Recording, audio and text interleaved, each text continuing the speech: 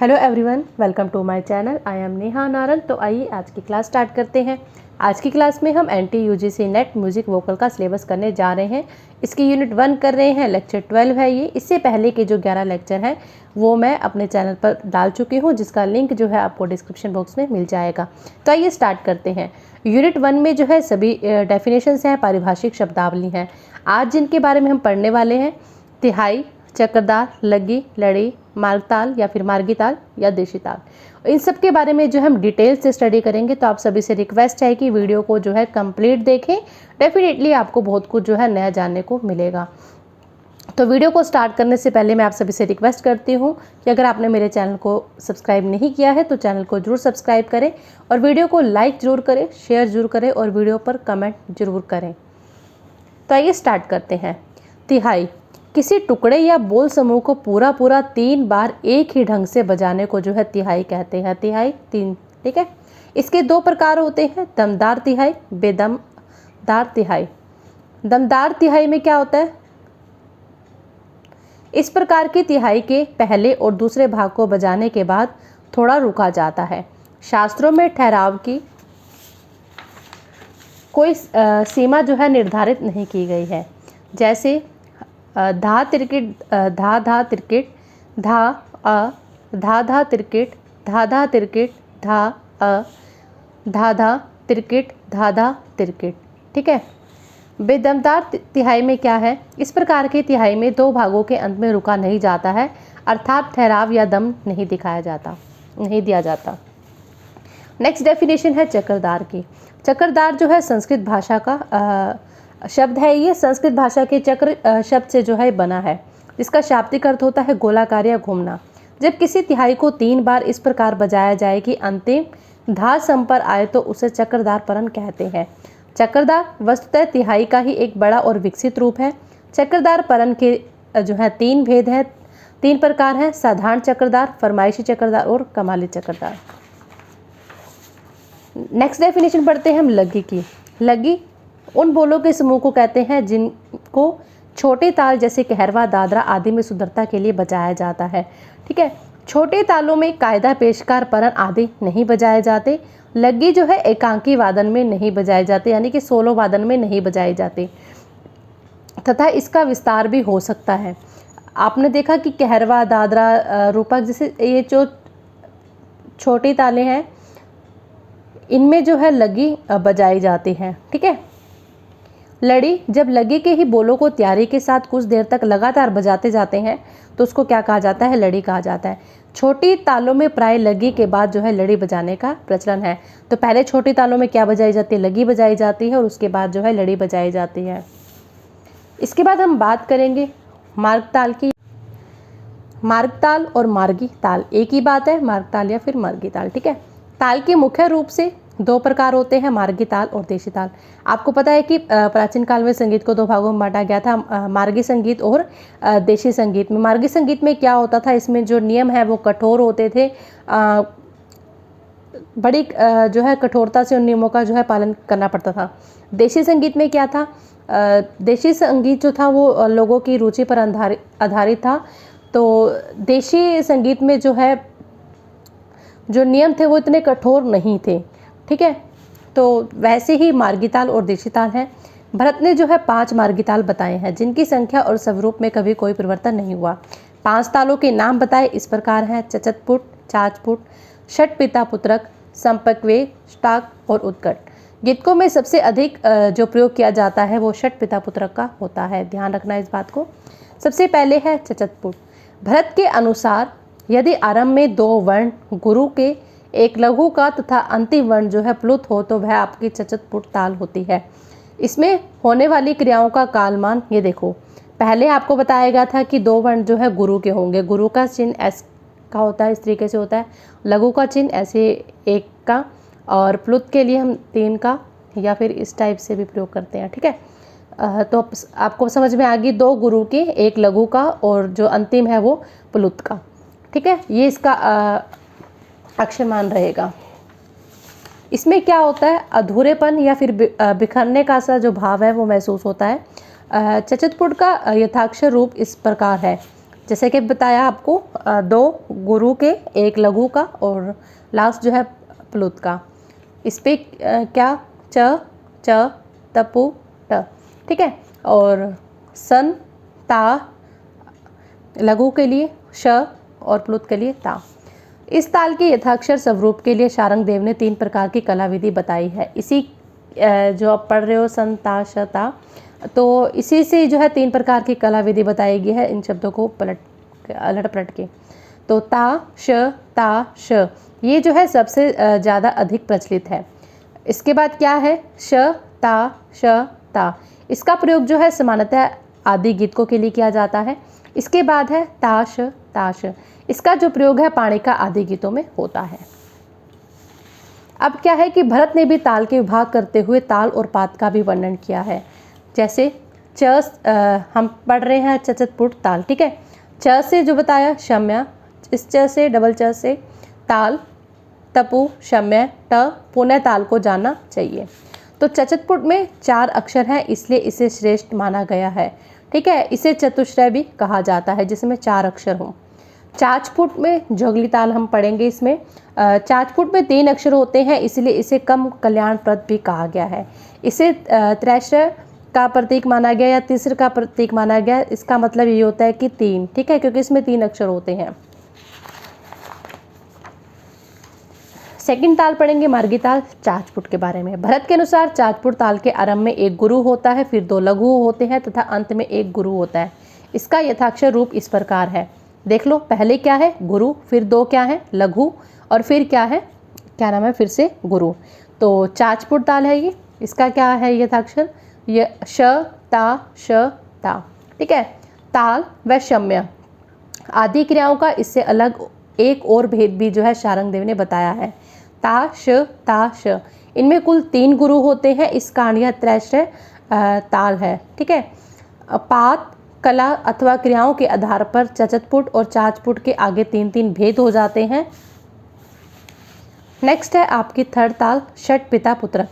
चचतपुट और चाचपुट ताल के मिश्रण से जो मिश्र तालों का निर्माण होता है उसे क्या कहा जाता है, षट पिता पुत्रक अथवा पंचपाणी भी एक है। भरत के अनुसार इसका प्रथम वर्ण जो है प्लुत होता है, दूसरा लघु, तीसरा और चौथा गुरु, 5वां लघु और अंतिम जो है प्लुत होता है। इसमें 6 पात और 6 अक्षर होते हैं। शारंग देव के अनुसार षट पिता पुत्रक त्रैश्रय चाचपुट का ही एक भेद है। चाचपुट की भांति यह भी 3 प्रकार का ही होता है।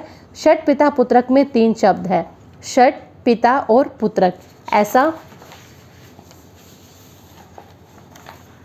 लगता है कि 6 की संख्या और षट का मतलब तो 6 हो गया। पिता पुत्रक यानी कि पिता पुत्र का कुछ संबंध होना चाहिए। इसे समझने के लिए इस ताल का यथाक्षर रूप जो है इस प्रकार है। देखिए, पहले क्या है आपका प्लुत, फिर क्या आएगा, देखो पहला और अंतिम का जो है वो आपका क्या रहेगा, प्लुत रहेगा। इसके बाद जो आपका है लघु आ जाएगा, फिर आपके 2 गुरु आ जाएंगे, फिर लघु आ जाएगा। ये कौन सी ताल पढ़ रहे हैं, श, टपि, ता, पु, त्र, क, ठीक है। सन, ता, श, ता, ठीक है। यह भी एक त्रैश्रय ताल है, मतलब इसमें ये भी जो है आपकी 3 अक्षरों वाली ताल है।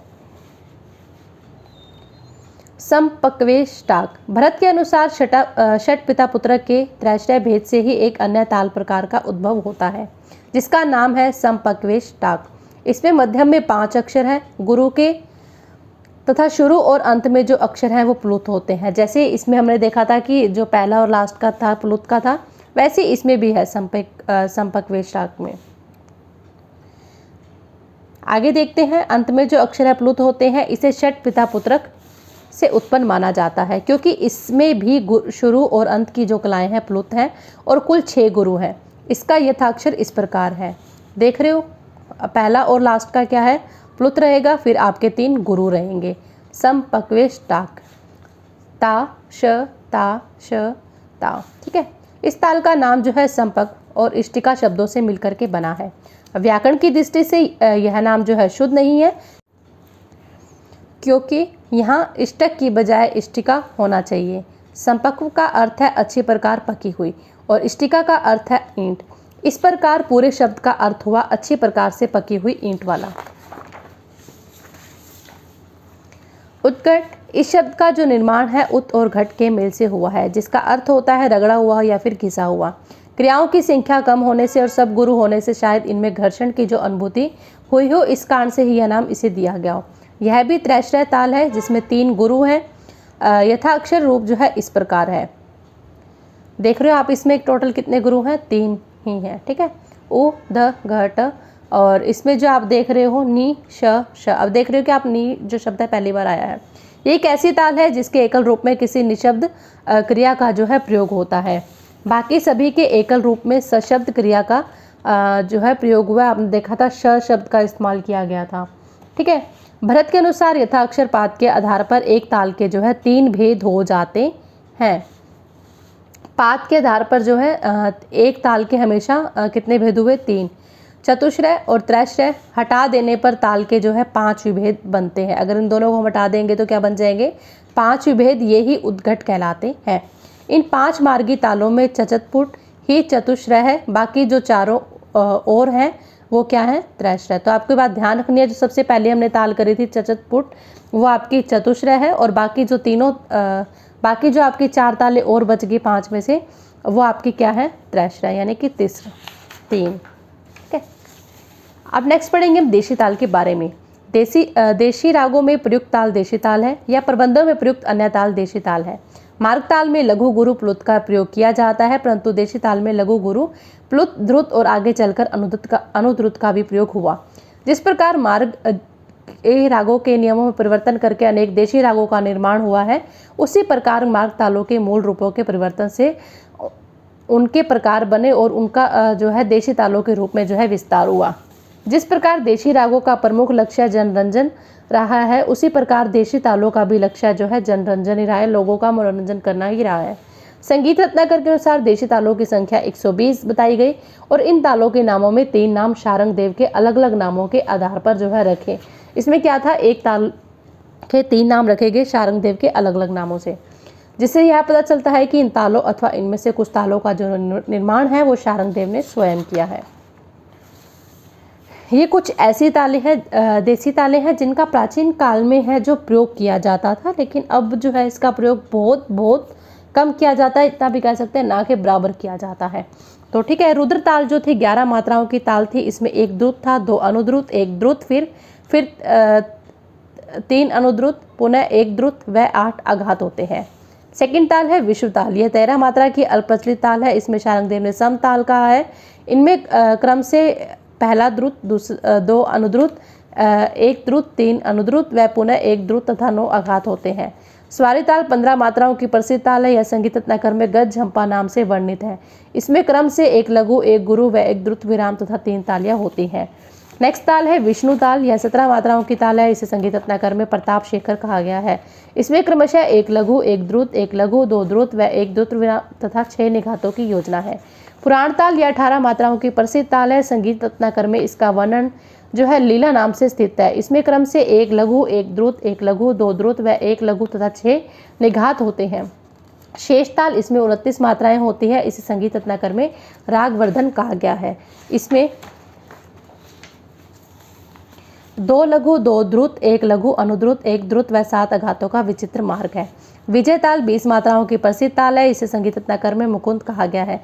इसमें क्रम से 1 गुरु, 2 द्रुत व 1 गुरु तथा 4 आघात होते हैं। 8th है आपकी गणेश ताल। यह 21 मात्राओं की है, जो शारंग देव द्वारा मल कही गई है। इसे मल के नाम जाना गया। इसमें क्रम से 1 लघु, 1 अणु, 1 लघु, 3 अणु व 1 द्रुत विराम तथा 10 आघात है। 9वां है श्रुति ताल। 22 मात्राएं हैं। संगीत शास्त्र में मंडिका नाम से वर्णित है, और इसमें क्रमशः 1 लघु, 2 द्रुत, 1 लघु और 3 द्रुत व 1 लघु तथा 8 आघात कहे गए हैं। मागध ताल में इनमें 23 मात्राएं हैं। क्रमशः 1 लघु, 1 गुरु, 1 लघु, 1 द्रुत विराम, 2 द्रुत तथा 8 निघात होते हैं। नेक्स्ट है ब्रह्मा ताल। 28 मात्राओं की होती है। शारंग देव ने इसको चतुर्मुख के नाम से भी कहा है। वर्तमान काल में इन तालों का व्यवहार बहुत ही कम देखने को जो है मिलता है। Thank you. और मैं आपको बता दूं, जो एग्ज़ाम के पर्पज़ से मार्गी ताल का और देशी ताल का जो अब तक मेरे नज़र में यही क्वेश्चन आया हुआ है कि जो भरत ने है कितनी मार्गिताल मानी है, और उनके जो नाम है वो आपको ज़्यादा अच्छे से याद हो। इतना डिटेल से याद करने की आपको ज़रूरत नहीं है। आप जो 5 मार्गितालों के नाम है उनको बहुत अच्छे से याद रखें, और बाकी तो जितना पढ़ो उतना ही कम होता है। तो थैंक यू।